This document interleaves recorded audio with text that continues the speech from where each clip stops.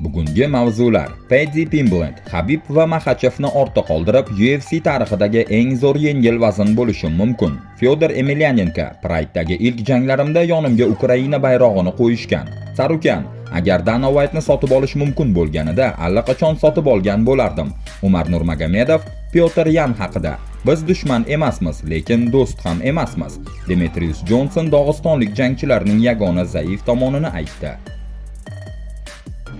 Xabarlarning to'liq qismiga o'tishdan oldin, albatta videoga bir dona like bosib, kanalga obuna bo'lishni unutmang. Bosdingizmi? Unda boshladik.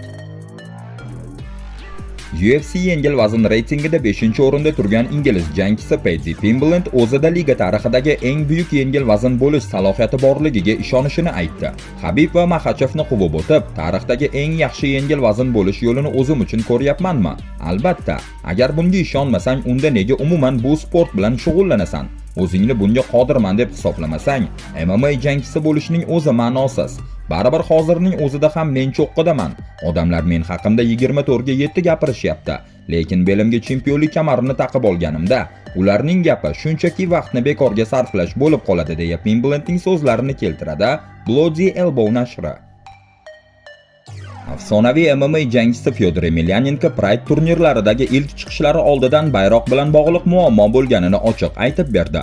U tashkilotchilardan Ukraina bayrog'ini olib tashlab, Rossiya bayrog'ini qo'yishni talab qilgan. Birinchi ikkita jangimda yonimga Ukraina bayrog'ini qo'yishdi. Ularga aytdim, bu nima degani? Nega Ukraina bayrog'i? Sizlar men bilan hazillashyapsizlarmi dedim. Men Rossiyadanman, butun umr Rossiya fuqarosi bo'lganman. Ular esa, axir sen Ukrainada tug'ilgansan deyishdi. Men javob berdim.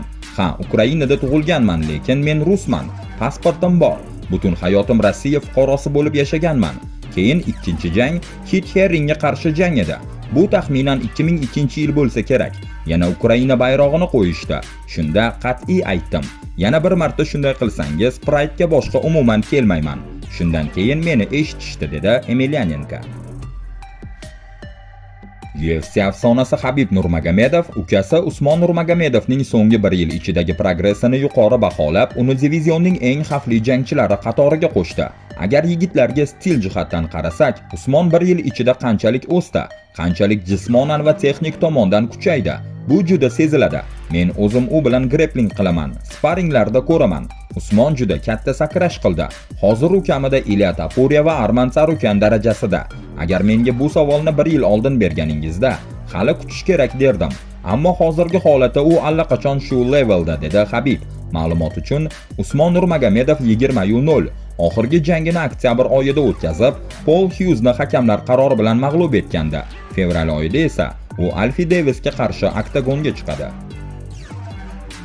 Justin Gaethje Paddy Pimblend uni kurash va grapplingda ustun kelib, parterda yenga oladi degan fikrga mutlaqo qo'shilmayapti. Amerikalik jangchi bu jangni klassik striker va grappler qarama-qarshiligi sifatida baholadi. Bu klassik zarba ustasi va grappler to'qnashuvi. Lekin men yoshligimdan kurash va grappling bilan shug'ullanib katta bo'lganman. Meni yiqitish juda qiyin. Fizik faqat oyoq zarbalarimni ushlab olgandan keyingina meni yerga tushira olgan. Charles Oliveira meni parterda finish qilgan, lekin bunga ham avval tik turib zarba bilan meni tutib olgandan keyin erishgan. Aslida sof kurash mahorati bilan meni yiqita olgan yagona odam Habib Nurmagomedov bo'lgan, ammo xayriyatki Paddy Habib emas. Kerak bo'lsa, men u bilan parterda ham bemalol raqobat qila olaman, dedi Gaethje TNT Sportsga bergan intervyusida. Ma'lumot uchun, yengil vazn bo'limidagi Justin Gaethje va Paddy Pimblend jangi, unda vaqtinchalik chempionlik kamari o'rtaga qo'yiladi. Aynan shu dam olish kunlari Las Vegasdagi UFC 324 turnirining asosiy jangiga aylanadi. Arman Sarukan UFC atrofida tarqalgan mishmishlarga munosabat bildirdi. Gap shundaki, o'tgan yili liganing Bakudagi ilk turnirini tashkil etishda ishtirok etgan ozarbayjonlik sponsorlar go'yoki Dana White'ga pul berib, Armanni jangchining chempionlik kamari uchun jang qilishiga to'sqinlik qilgani haqida gap so'zlar chiqqan edi. Yo'q, men bunaqa deb o'ylamayman. Danani hech kim sotib ola olmaydi. Bu juda qiyin. Agar shunaqa bo'lganida men allaqachon buni qilgan bo'lardim. Taxminan $500 million bo'lsa, balki iloji bo'lardi. Armanistonlik millionerlar bilan bog'lanib, kerakli summani yig'ib qo'yardik, dedi Sarukan kompleksga bergan intervyusida. Eslatib o'tamiz, yengil vazn reytingida birinchi o'rinda turgan Arman Sarukan avvalroq Las Vegasdagi UFC 324 turniri uchun vazn tashlashni boshlaganini ma'lum qilgandi. U yerda u Justin Gaethje va Paddy Pimblett o'rtasidagi vaqtinchalik chempionlik kamari jangi uchun rasmiy zaxiradagi jangchi sifatida tayyor turadi. Ko'rinishidan aka-uka Diaslar o'rtasida jiddiy ziddiyat paydo bo'lgan. Bu haqida katta aka, sobiq Strikeforce chempioni Nick Dias ijtimoiy tarmoqlarda ochiq bayonot berdi. Nick bu gaplarni 1 yildan ortiq vaqt reabilitatsiya markazida bo'lib qaytgach yozgan. U yaqin odamlari, jumladan ukasi Nate'ga ham e'tiroz bildirdi. Hayotimni muhokama qilib meni boshqarmoqchi bo'lganlarning barchasiga shuni aytaman. Bu endi hech qachon bo'lmaydi. Meni 1 yildan ko'proq vaqt yopiq joyda ushlab turishdi. Men eng yaqin deb bilgan odamlar esa o'z manfaatlari uchun meni o'sha yerda qoldirishdi. Shu sababli hozir atrofimdagi odamlar soni juda kamayib ketdi. Endi tushunyapman nega hammasi shunday bo'lganini. Ukamni aytga kelsak, uning muammosi nimada ekanini bilmayman. Lekin u atrofidagi mana shu bo'sh gapiradigan, shovqin qiladigan odamlarni haydab yuborishi kerak. Shundagina hammasi haqiqiy bo'ladi. Ular bilan yonma-yon yurishning o'zi uyat, dedi Nick Dias. Qizig'i shundaki, Nate Dias bu bayonotga umuman munosabat bildirmadi. Oradan vaqt o'tib, Nickning posti ham o'chirib tashlandi. UFC eng yengil vazn sobiq titul da'vogari Umar Nurmagomedov akasi, UFC sobiq chempioni va hozirgi shon-sharaf zali a'zosi Habib Nurmagomedovning o'zi bilan amaldagi chempion Pyotr Yan o'rtasidagi sovuqlik borligi haqidagi gaplariga izoh berdi.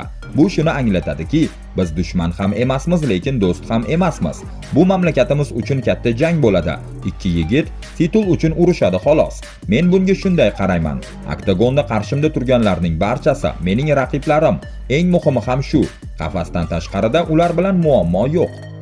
Biz bir-birimizni yoqtirmasligimizning sabablaridan biri shuki, agar jang bo'lsa, biz bir-birimizni ayamasdan uramiz. Kimdir faoliyatini yakunlasa, hech qanday konflikt ham qolmaydi. O'ylaymanki, barcha jangchilar shunday fikrda. Hech kim do'sti bilan jang qilmaydi, dedi Nurmagomedov Davison Figueiredoga qarshi jang oldidan o'tkazilgan matbuot anjumanida. MMA afsonasi, sobiq UFC chempioni Demetrius Johnson Dog'istondan chiqqan jangchilarda faqat bitta real kamchilik borligini ta'kidladi. Amerikalik yulduz bu fikrni UFC 324 turnirida Las Vegasda bo'lib o'tadigan Umar Nurmagomedov va Davison Figueiredo jangi tahlili davomida aytib o'tdi. Umar va Figi o'rtasidagi jang oxir-oqibat grappling urushiga aylanadi. Umar uni parterga tushirishga harakat qiladi va yerda ular grappling bo'yicha raqobat qiladi. Figi Braziliya jiu-jitsusi bo'yicha qora kamar sohibi.